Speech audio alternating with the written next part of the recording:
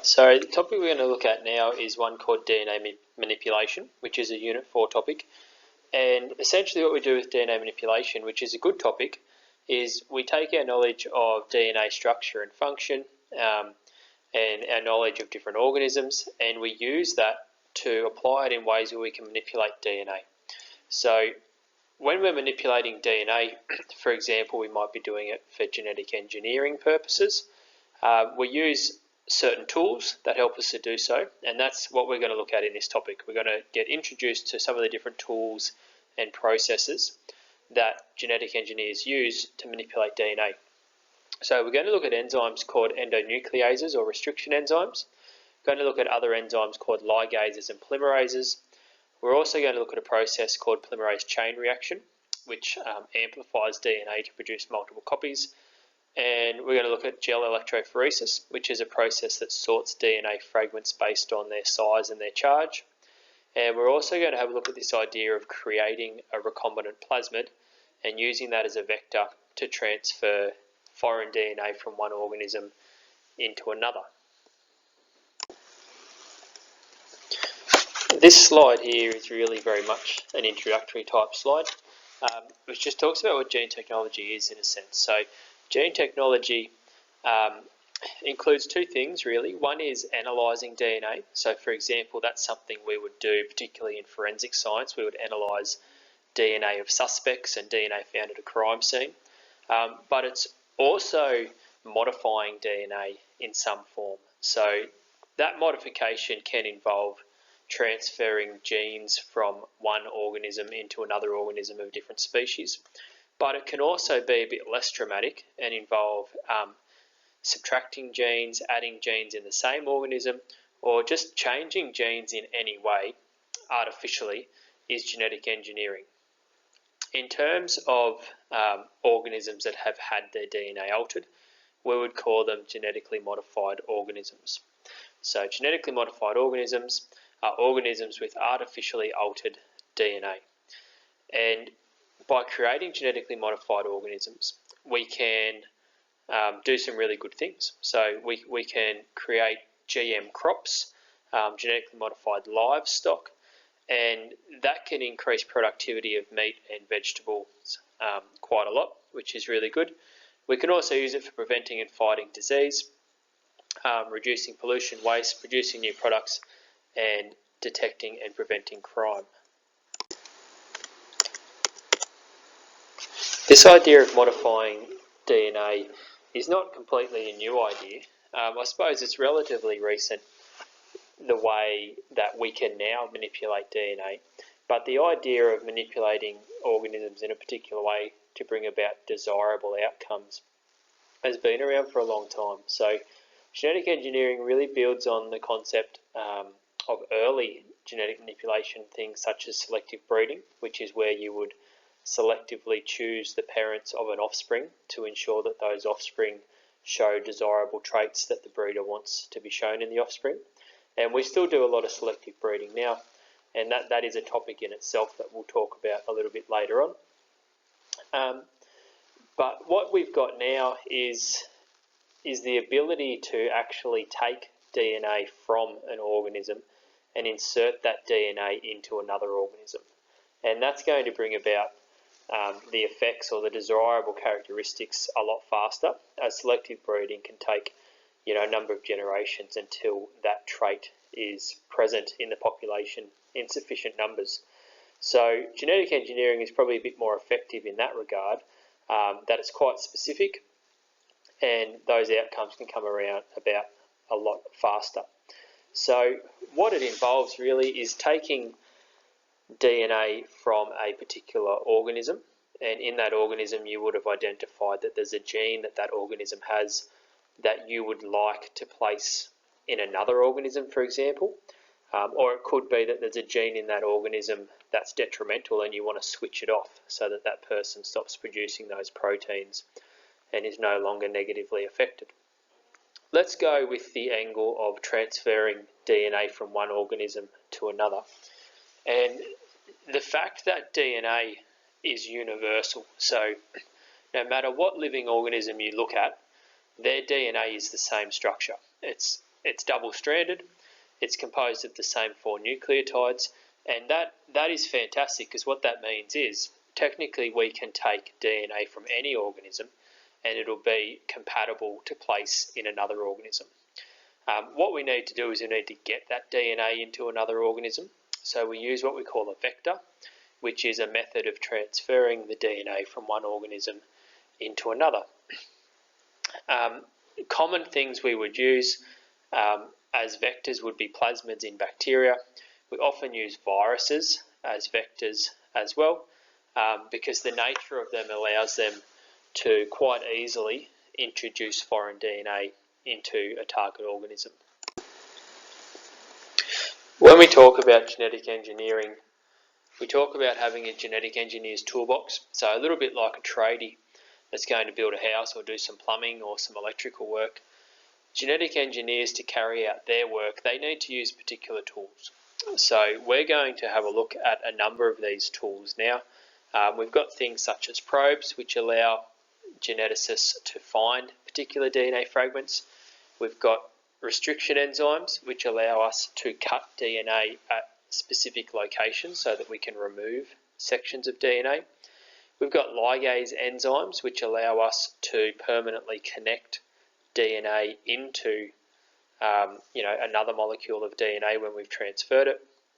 We've got vectors, which we spoke about before. We've got electrophoresis, which allows us to sort DNA based on the size of its fragments and also charge to a degree. And we've got something called gene cloning, or PCR as well. They are two different things, but they essentially achieve the same outcome, which is obtaining multiple copies of a particular gene or a particular section of DNA.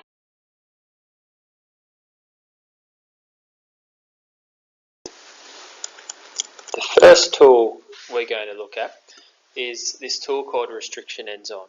So restriction enzymes, or endonucleases, what they enable us to do, they're essentially like a pair of molecular scalpels or molecular scissors.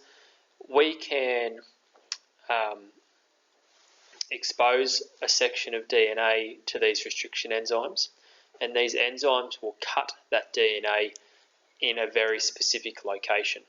So what the enzymes do, depending on the type of enzyme, because there's a lot of different restriction enzymes, what they're looking for is a specific recognition site, and that recognition site would be a sequence of nucleotide bases, so generally about 4 to 8 base pairs in length. And each restriction enzyme has a different recognition site, and when it sees this recognition site, that it causes the restriction enzyme to attach at that particular site. So for example, in our picture down here, we've got a restriction enzyme called ECHO-R1, and this is showing us that the recognition site that ECHO-R1 looks for is a sequence which is GAATTC, and that sequence will need to be on the top of the strand and also on the complementary strand, because we don't want to just cut one strand, we want to cut both strands. And what you might notice is the recognition site at the top, GAATTC, well, it's in reverse at the bottom, and it goes GAATTC from right to left. So when ECHO-R1 finds that sequence, it'll cause ECHO-R1 to attach to the DNA at that particular site. Once it attaches, it will cut each strand of the DNA between 2 specific nucleotides. So scientists have a large range of restriction enzymes now. So we say there's about over 400, and from those 400 we can recognise about 100 different recognition sites, which essentially means by choosing the right restriction enzymes, we can isolate any sequence of DNA or any gene in any type of organism. On this slide, what you can see in the table there is a sample of different restriction enzymes and their different recognition sites. So we've got ECHO-R1, which we know from the slide before has a recognition site GAATTC. BAM-H1 has a different recognition site GGATCC. And as we go down there, you'll see that each one does have a different recognition site. you certainly, and scientists certainly, don't need to memorise the recognition sites of restriction enzymes off by heart. What you would generally be presented with is a restriction enzyme map, which is something like this table, which gives you the restriction enzyme and then gives you its actual recognition site. What you might then be asked to do is you might be given a question with a particular scenario, might show you a strand of DNA and give you the base sequences, and it might give you some information about where it wants to be cut or how many fragments it wants to be cut into, and then using the restriction enzyme map, you would pick an appropriate restriction enzyme or a couple of appropriate restriction enzymes to cut it in that particular way. So you might notice the names are quite weird, Echo R1, BAM H1, and what causes the restriction enzymes to get their names is they actually come from bacteria. So restriction enzymes are natural enzymes that are naturally found in bacteria. And interestingly, what bacteria actually use them for, if you think of bacteria, a simple prokaryotic cell, certainly has no immune system and very little ways of defending itself. But we also know that bacteria can get infected by viruses, by bacteriophages. And what a virus does is it injects its genetic material into a bacterial cell. And what the bacterial cell does to protect itself is it has these restriction enzymes inside of it so that it can actually cut up the viral DNA that gets injected into it, therefore preventing the virus from sort of reproducing and taking over the cell and essentially killing it. So bacteria have restriction enzymes naturally for protection, essentially. What we've done is we've found a way to extract them from bacteria and manipulate their natural purpose to serve a purpose for us. So we name a restriction enzyme after the bacteria it was isolated from, and then we give it a number because some bacteria contain multiple restriction enzymes. So that's our way of distinguishing different restriction enzymes that may have come from the same bacterial cell. When a restriction enzyme cuts a piece of DNA, as we know, it does so at a specific site, and you might remember that I said as soon as the restriction enzyme attaches to that specific site, it'll make a cut between two specific nucleotides. So, for example, in this diagram here, we're looking at the restriction site GAATTC, but what you can see is the cut on one strand is made between the G and the A, and the cut on the other strand is also made between the G and the A. So the restriction enzyme has a specific recognition site, but it always cuts between the same two specific nucleotides as well.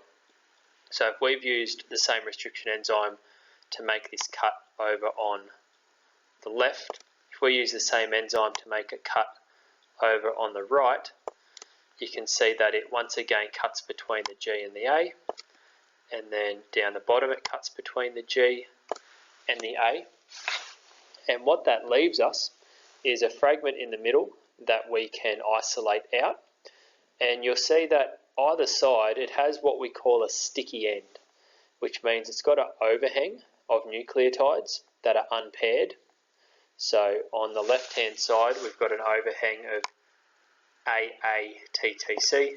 On the right hand side we've got an overhang of TTAA, and we call them sticky because they aren't paired with anything, and they're sticky in the sense that they can hydrogen bond to other non-paired nucleotides.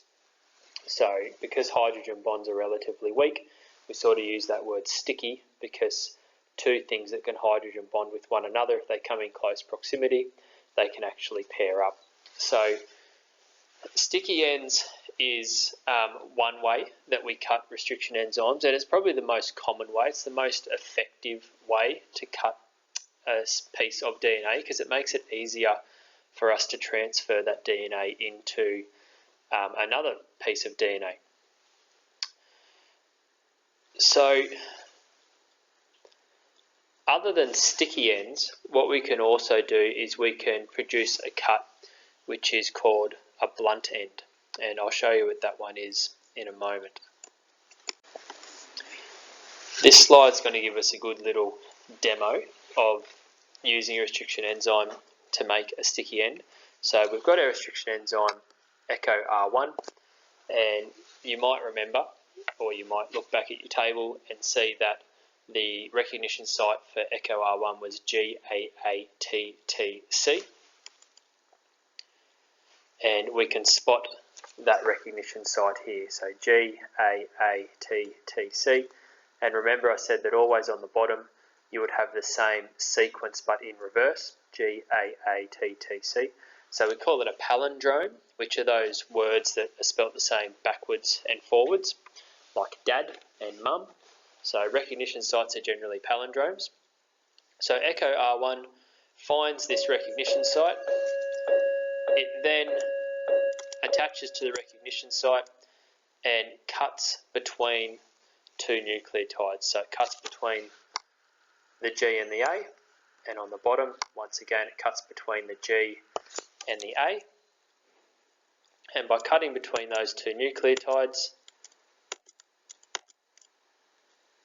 the DNA comes apart. So we've cut one fragment into two, and you can see we've got these unpaired nucleotides here, unpaired nucleotides here, and that's what we're calling our sticky ends. And if we mix these fragments of DNA with another fragment of DNA from a different organism that's been cut with the same restriction enzyme, well, it will also have the same unpaired nucleotides, and they'll be complementary to these ones here. So once we mix them together, those fragments would recombine via hydrogen bonding, and we will have inserted foreign DNA. The other cut we can do that's not a sticky end is one called a blunt end. So if you're cutting a blunt end, it means that the two nucleotides that you're cutting the DNA between are in such a way that you're not leaving that overhang of unpaired nucleotides. So whether you get a sticky end or a blunt end completely depends on the restriction enzyme you use and what its recognition site is. So if you look at this piece of DNA over here on the right, you'll see that this restriction enzyme is recognising the sequence CCCGGG. Once again, it's repeated on the bottom, CCCGGG. But in this restriction enzyme, it cuts between the C and the G. So it's going to make an incision there, and then once again between the G and the C on the bottom.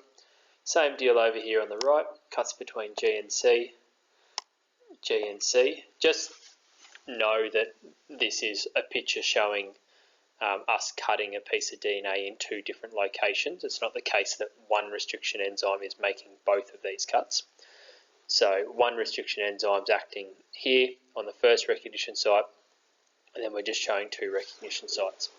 So because we're cutting between the C and the G, when those cuts are made, what we're left with is blunt ends. So there's no overhang on any of them. So we can still use blunt ends, and we can still join them up to another piece of DNA. That's fine. The problem is it's just not quite as specific as using a sticky end, because that blunt end can technically attach onto the side of any piece of DNA, so it's a bit harder to get it into the right location. But if you look there, we can easily attach it to either side of a piece of foreign DNA. So when we use restriction enzymes and we join pieces of DNA together, our final step of doing that is something we call ligation, which is using an enzyme called DNA ligase to make some bonds between the nucleotides to make that insertion of DNA a bit more permanent. So what the process looks like essentially is, let's have a look at this diagram on the right hand side. So we've got a piece of DNA here from one source that we've cut with a restriction enzyme. we've got a piece of DNA here from another source, so let's say 2 different organisms, that we have cut with the same type of restriction enzyme. And as a result, what we're left with on each fragment of DNA is a sticky end, and those sticky ends would be complementary to one another. So we allow those 2 fragments of DNA to mix with one another, and what we're left with is one fragment of DNA, so we've gone from 2 to 1, because those sticky ends have paired up with one another and formed hydrogen bonds. The pairing of complementary nucleotides to form hydrogen bonds is a process we call annealing. So we would say these 2 fragments have come together and they've annealed. But at this stage of annealing, it's not permanent. What's holding them together is just hydrogen bonds. What we need to do is, on either end of the sticky end here, we want to form a permanent covalent bond between the nucleotides that are next to each other. So we use an enzyme called DNA ligase, and it is an enzyme that joins the sugar phosphate backbones of these 2 fragments of DNA, causing a process we call ligation, which is catalysing the joining of pieces of double-stranded DNA at their sugar phosphate backbones. So when we join it, you might get option A here, where you've got a linear piece of DNA, but we could also have 2 fragments of DNA joined to form a circular piece of DNA as well. So we take our same 2 fragments here, but you'll notice each of them this time on the left-hand side has another sticky end, whereas at the top here it had a blunt end. So this one here, sticky ends at both sides. Mix those 2 together. They form complementary base pairing, so they anneal, and the way they join is such a way that they produce a circular piece of DNA here. And then once again you would have DNA ligase come along to our joins, and it would catalyse a chemical reaction that forms a covalent bond, a strong bond between the sugar phosphate backbone, and then we've got what we would call our recombinant piece of DNA, because a recombinant piece of DNA is DNA that has foreign DNA inserted into it. So at the top we've got a linear piece of recombinant DNA, at the bottom we've got a circular piece of recombinant DNA.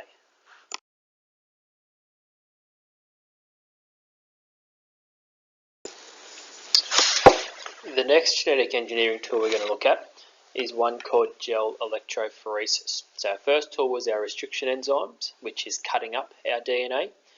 A second tool is our gel electrophoresis tank or process that allows us to sort different fragments of DNA.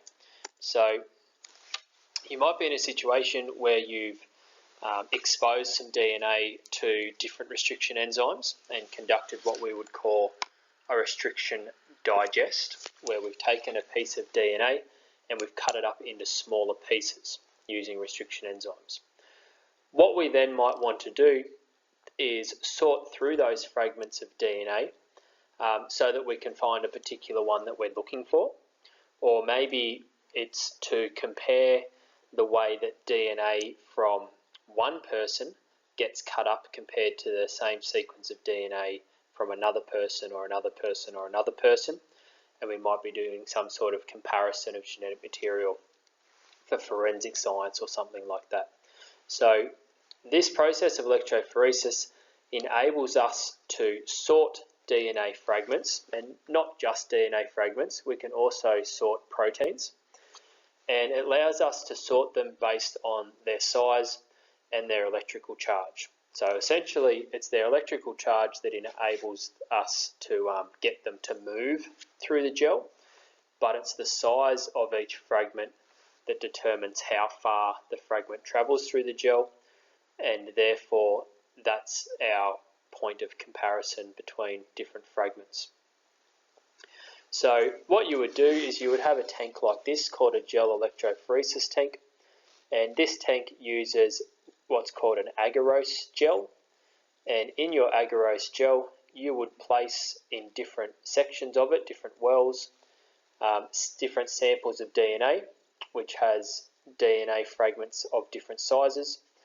You turn the tank on, and after the procedure, you can see that the different sized fragments have migrated to different regions of the gel, and then we can use that to make some comparisons in their sizes and also to determine the sizes of some of our unknowns. Let's talk a little bit more about how the process actually works. So here's a representation of our electrophoresis tank over here on the right, and I'll talk you through the different components. So at one end of our tank, up here, we've got what's called our negatively charged end, and at the opposite end of the tank, we've got our positively charged end. So electrophoresis tanks have an electrical current running through them, so they have a positive end and a negatively charged end. Within that tank, we place our agarose gel, which is like a pretty firm sort of jelly consistency. And in our agarose gel, we've actually got these little wells at one end, and they're just little indents in the end of the gel, and that is where we load our different samples of DNA.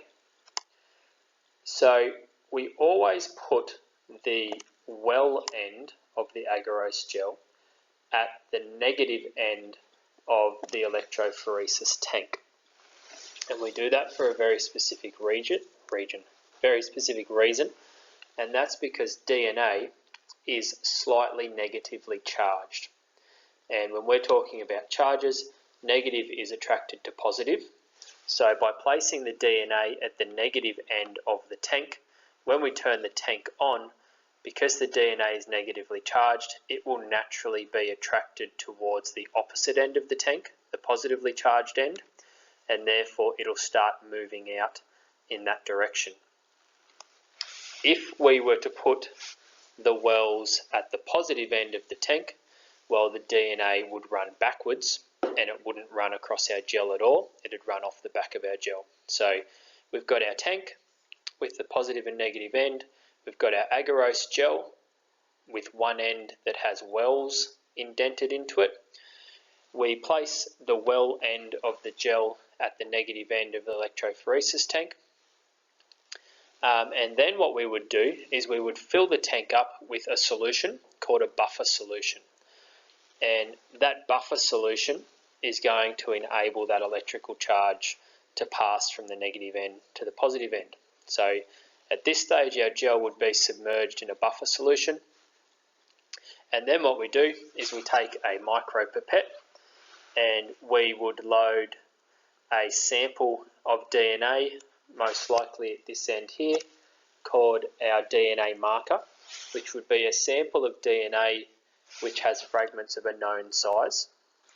And then in all of our other wells, we would take a pipette and we would load another sample of DNA that's been cut up into fragments, another sample, another sample, another sample, as many samples as you want to, or as little as what you want to. Once you've loaded all of your samples of DNA fragments into the wells, then you turn the tank on. And once you turn the tank on, you leave it to run for a certain amount of time, let's say half an hour to an hour, and then you come back and you turn the tank off. And after you've turned the tank off, you will visualize the gel, and at this stage, the DNA would have been dyed or had some sort of radioactive label applied to it. So you need to treat it in a particular way so that you can see the DNA. DNA is clear, by the way, so we do have to stain it so we can see something. And after we come back and we look at it, what we would notice is we would see these bands. So each fragment is called a band. One there, one there, one there, one there. And the principle works on the fact that the shorter the fragment, the further it will travel through the gel in a given amount of time, compared to a large fragment. So in the space of half an hour, for example, smaller fragments will have been able to move further towards the positive end compared to large fragments. So we can really easily compare fragments based on size, because those that have travelled the most distance will be the smallest. Those that have travelled the least distance will be the largest. Because we've got this well over on the right loaded with what we call our DNA marker, which was our sample of known sizes.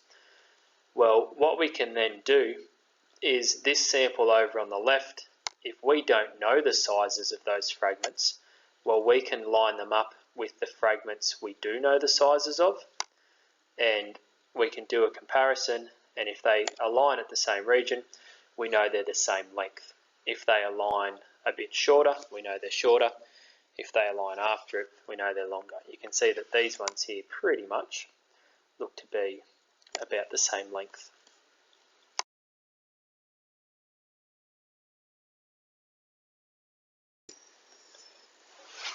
Probes are the next tool we're going to look at in terms of the genetic engineer's toolbox. So just to recap, we've looked at our restriction enzymes, which enable us to cut DNA at particular regions.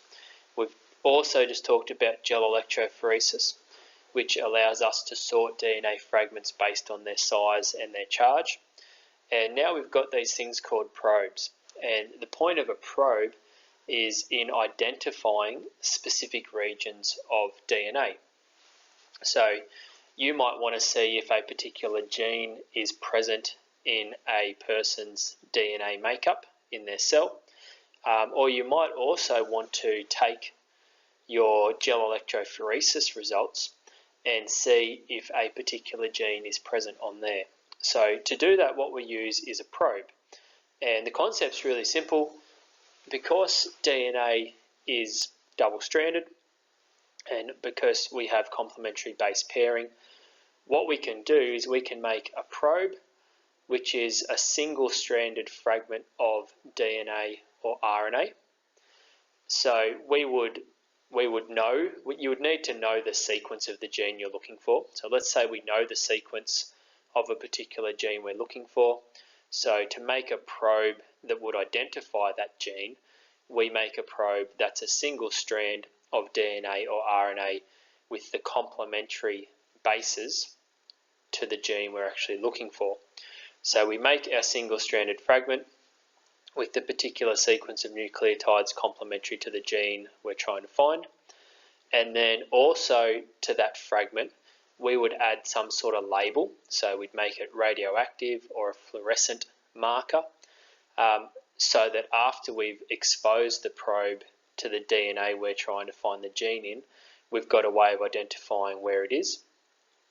And that's our probe done. That's all a probe is. It's a single strand of DNA or RNA that has a radioactive or fluorescent marker in it and is the complementary sequence of nucleotides to the target DNA you're looking for. To use a probe, what we would do is firstly we would get our DNA sample that we're wanting to analyse.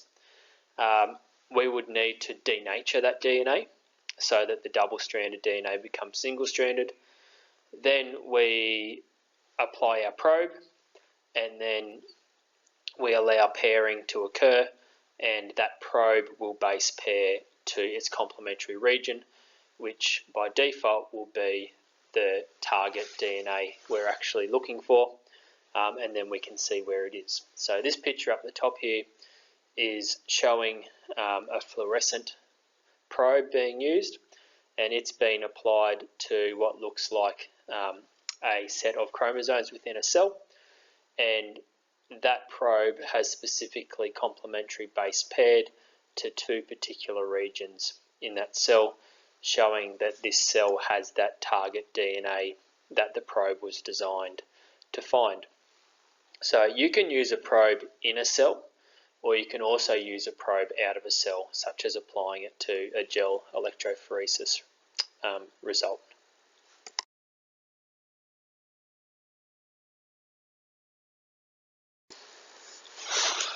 The next tool we're going to look at is a little machine called a PCR machine, or a polymerase chain reaction machine.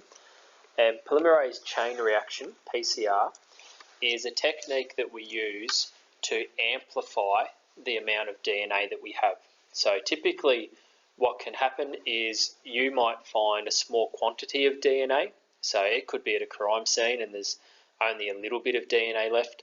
It could be from a virus, or it could be a small amount of DNA that's been extracted from a fossil that's been found from an extinct organism. But often we can't do a lot with a small amount of DNA. And if you have a really small amount of DNA, the last thing you want to do is try and manipulate it and wreck it and then lose it forever. So we're left with a situation where we need to take what is a small amount of DNA and amplify that into a larger amount of that exact same DNA. So to do that, a really efficient way of doing it is polymerase chain reaction. So through polymerase chain reaction, we can make multiple copies of DNA. This is what a typical PCR machine might look like. And with advances in technology, this is really a pretty quick process, and you can amplify DNA quite quickly. What we use, so obviously we use our machine, and the machine works in cycles. There's sort of 3 cycles that it goes through. It's a bit of like a heating and a cooling and then a heating again type cycle, which I'll talk you through in a moment. But essentially what we're putting into our PCR machine is what we call a reaction mixture. So if we're wanting to make DNA, we need to put in all of the things that are required to make DNA. So we need to put in the DNA itself that we're wanting to amplify, because we're wanting to replicate it identically. So we need that in there so that we know the specific base sequence that we're making. You would put in an enzyme called Taq polymerase. So you guys will be familiar with RNA polymerase, which is used in transcription and adds free nucleotides to create a piece of mRNA.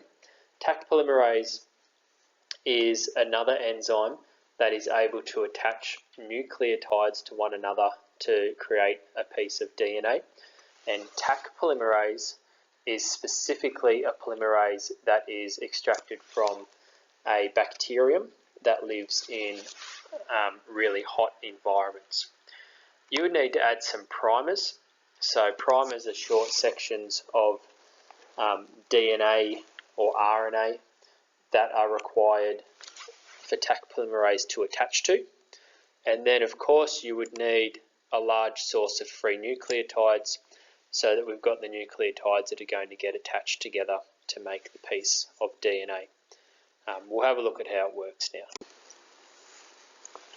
So our PCR process, as I said before, is a bit of a 3-step process. So once we've got our reaction mixture in the PCR machine, it pretty much goes through cycles of heating, cooling and heating to allow us to replicate the DNA. So we split it up into 3 stages. Stage 1 is called denaturation. Then stage 2 occurs, which is annealing or binding of primers. And then stage 3 occurs, which is extending the primers. So at stage 1, what we would do is we would heat the reaction mixture to about 95 degrees Celsius or 94 degrees Celsius. This is one topic where you'll find different numbers in different textbooks and different things you read. Stick with the one that I've just underlined here, because that's the one that comes from your textbook. So let's say we separate the target DNA by heating it to 94 degrees for about 2 minutes. So that enables our target DNA, which is double-stranded, to denature and come apart. Secondly, we need to cool the mixture to about 55 degrees Celsius, and that will enable our primers to anneal in complementary base pair to the ends of the target DNA we've just denatured. So like that there and like that there. If we didn't cool the mixture down to about 55, Well, at 95 degrees, that's the temperature where it denatures, so the primers would never complementary base pair. So at 55 degrees, it is cool enough for those hydrogen bonds to reform, and instead of the DNA reforming with itself, it's reforming with the primers at either end. After our primers have been annealed, and that'll take about 2 minutes, we want to extend the primers and build nucleotides off them so that we can create complementary DNA strands. So to do that, we have to heat the solution again. So we heat it to about 72 degrees Celsius, and we keep it at 72 degrees for about 1 minute, and that's the optimal temperature for Taq polymerase to move along and pick up the free nucleotides and start complementary base pairing them to the complementary strand of the DNA. And that'll happen simultaneously on the top and bottom strand, so that what we're left with is we've gone from one strand of target DNA and we're left with 2 strands of identical target DNA. And then we let it cycle again. So those 2 strands would then each go through denaturation, binding primers, extending primers, and then we've doubled the amount. And then those ones would go through it again and again and again and again. So we repeat for about 25 cycles, and then after 25 cycles you would have enough target DNA to then go and work with. This little sequence of slides should give us an even better sort of breakdown of the process. So let's have a look here again. So we've got our DNA sample that we're trying to make multiple copies of. We heat it to 94 degrees for 2 minutes so that those 2 strands become separated. We then cool the mixture to 55 degrees so that those primers can anneal to either end. We then heat the sample again to 72 degrees so that Taq polymerase can move in a 5' to 3' direction, adding free nucleotides. And at the end of about a minute, Taq polymerase has made its way to the end, and in total, with our 2 minutes for denaturation, our 2 minutes for annealing, and our 1 minute for extension of primers, after 5 minutes, 1 cycle is complete, and we've now got 2 identical double-stranded copies of our target DNA. And then, as I said before, you would just repeat that for about 25 cycles.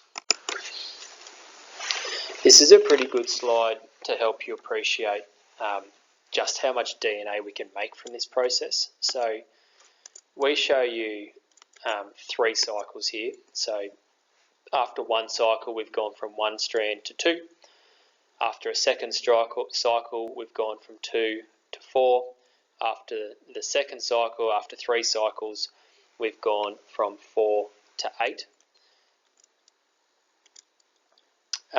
But if you follow that down for 25 cycles, remembering that each cycle is only taking 5 minutes, so it's not a massive amount of time, at the end of that 25th cycle, you've gone from 1 copy of DNA to 33,554,432 copies, all identical, of that piece of target DNA, which is pretty amazing and very, very handy.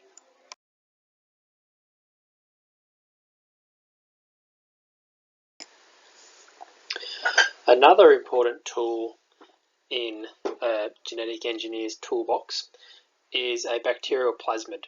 So plasmids are circular pieces of DNA found in bacteria cells, and they're separate pieces of DNA compared to the main chromosome. So if you look at this bacteria cell in the top right of the page, you've got your main chromosome, which carries most of the genes for the bacteria cell, and then you've got this plasmid over here, which is another circular piece of DNA, and it will carry some accessory genes. And within a single bacterium cell, you would have multiple plasmids.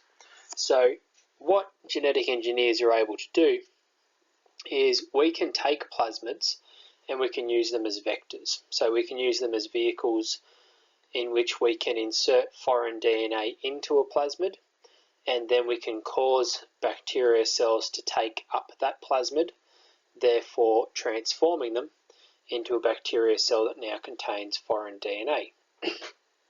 So, as I said before, what is a plasmid? Well, it's a naturally occurring circular piece of DNA found in bacteria cells that carries accessory genes. The other good thing about plasmids is they're actually able to self-replicate. So within a plasmid, they all contain what we call the origin of replication, which is a specific region of the plasmid where enzymes involved in DNA replication can attach and DNA replication can take place. So this means that plasmids can replicate into other identical plasmids independently of cell division itself, so independently of binary fission, and therefore independently of replication of the main chromosome. And in another few lessons we'll talk a bit about gene cloning, and you'll see how plasmids and this fact that they can self-replicate is really beneficial there as well. The plasmids we use in genetic engineering are generally constructed in a way that they can include two main features. So along with having their origin of replication, we would construct plasmids in a way that they have what we call a selectable marker gene. So you would insert a specific gene into that plasmid that's used as a bit of an identifier to say, hey, this is a recombinant plasmid. And typically a gene we would put into a plasmid as a marker is a gene for antibiotic resistance. So that gives us a pretty easy way of being able to identify when we expose bacterium to recombinant plasmids, which bacteria have successfully taken up the recombinant plasmid and which bacteria have not. Because taking up a plasmid back into a bacteria cell actually has a pretty low success rate. So what you would do is you'd expose those bacteria to an antibiotic, and the only ones that survive would be the ones that have the antibiotic resistance gene, which therefore means that's the one that has been transformed with the recombinant plasmid. Another thing that we would ensure is on the plasmid is what we call a polylinker or a multiple cloning site. And as you learned earlier, restriction enzymes are the tool we use to cut DNA, and if we were going to insert some foreign DNA into a plasmid, we would cut the foreign DNA with a restriction enzyme.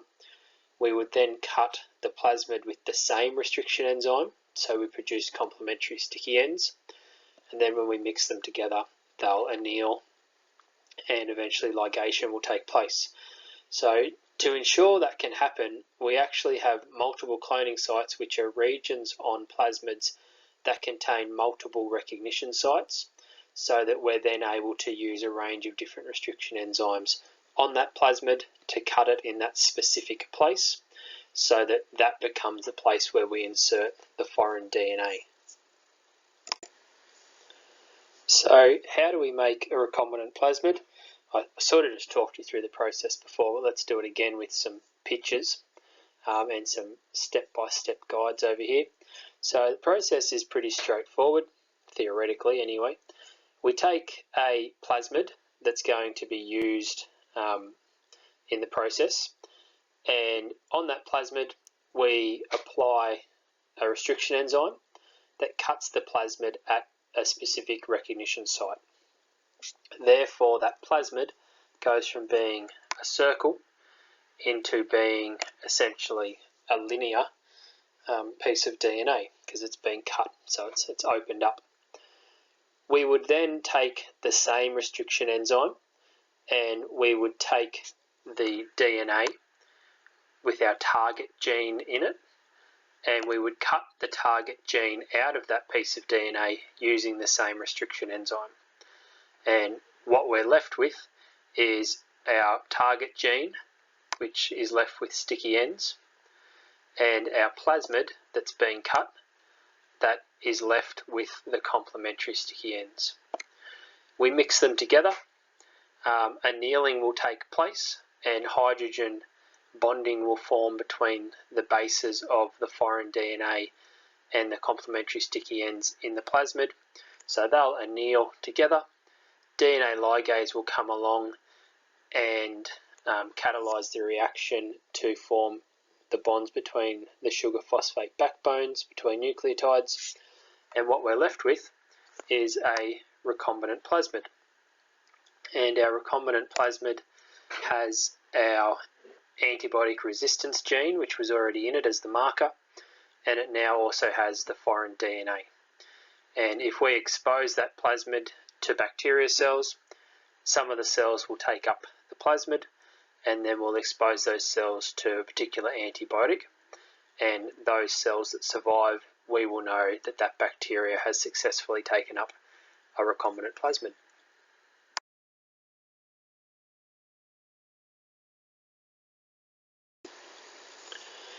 So bacterial transformation is a term that we give to bacteria cells that have successfully taken up foreign DNA.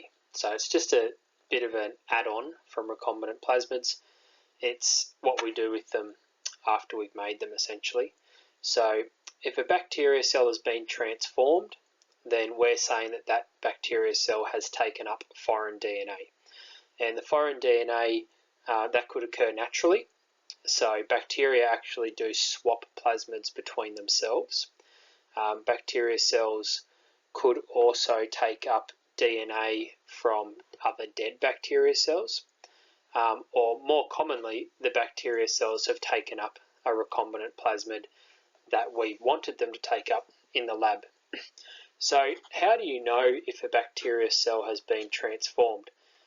If a bacteria cell has successfully taken up a recombinant plasmid, then that bacteria cell would then be able to make the proteins specific to the genes in the plasmid that it's taken up.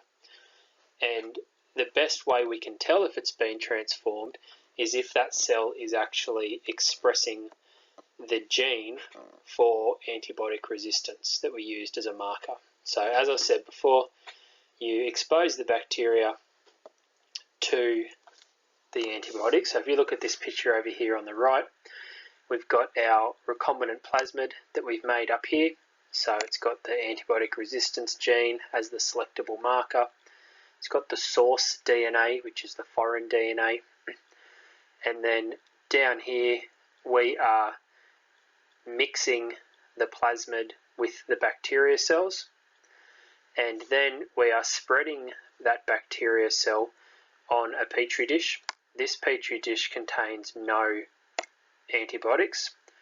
This petri dish contains an antibiotic, and the bacteria cells spread in the dish with no antibiotic, all of them would survive. And the bacteria cells spread in the dish with the antibiotic, the only ones to survive are the ones that took up the recombinant plasmid. So we would use this model here, spreading it on a plate with antibiotic, so that we can get rid of any of the bacteria cells that haven't undergone transformation. Because the bacteria cells we would want to be working with would be the ones that have been transformed. This is a pretty nice diagram just showing the process of how we would transform a bacteria cell. So if we start over here on the left, we've got a human cell, and from that cell we've isolated a fragment of DNA that contains the gene for human growth hormone. And you can see by this picture here, there's a recognition site there for echo R1, recognition site there for echo R1. So by applying those two enzymes, we're able to isolate the gene, and that gene has sticky ends. At the same time, we would have taken a bacteria cell, we would have removed a plasmid from the bacteria cell. You can see we are cutting that plasmid with the exact same restriction enzyme, echo R1, so its recognition site would be there. By cutting it, the plasmid comes apart and we're left with sticky ends that are complementary to the sticky ends on the gene for human growth hormone.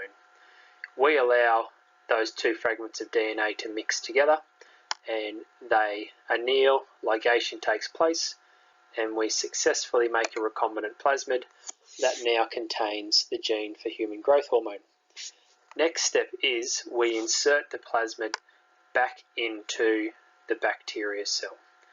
And this is the part where it can become a bit unsuccessful because it's not that easy to get a plasmid back into a bacterial cell. But we do have a couple of things we do that helps the process. So getting plasmids into bacterial cells, one thing we can do to help increase the success rate is a process we call electroporation, which is where we take the bacteria cells and we place them in an electric field which shocks the bacteria cell and causes holes to form in its plasma membrane, and then the recombinant plasmid can enter the bacteria cell through those holes that are formed in the plasma membrane. The other process we can use is heat shock. So with heat shock, you would take your bacteria cell, expose it to really cold water, so ice cold water and salt solution. Then you would take the bacteria cell and expose it to warmer water. And then what we're doing there is we're sort of shocking the bacteria from hot to cold, which increases the fluidity of the membrane and allows it or makes it easier for the plasmid to pass through the membrane into the bacteria cell.